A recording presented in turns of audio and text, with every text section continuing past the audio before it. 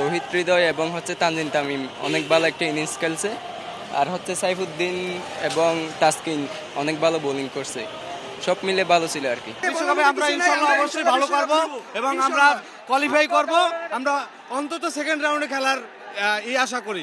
আমাদের তামিম ভাই থাকতে তাহলে আরো ভালো হতো। তো তামিম ভাই যাতে আবার ফিরে আসতে পারে আমরা সে আশা করি। বোলারদের বোলিং, ব্যাটসম্যানদের ব্যাটিং দেখে অনেক ভালো খেলছে। আমরা আশা করবো ভবিষ্যতে ওরা বিশ্বকাপে অনেক ভালো করবে। অনেক খুশি, অনেক হয়েছে। তবে আরো যদি টার্গেটটা বেশি থাকতো আরো বেশি এনজয় হইতো। তানজিদ তামিম যে ছয়গুলো মারছে না, অনেক ভালো করছে। তানজিদ তামিম বিশেষ করে ওপেনিং ভালো করছে, তারপর আমরা সন্তুষ্ট।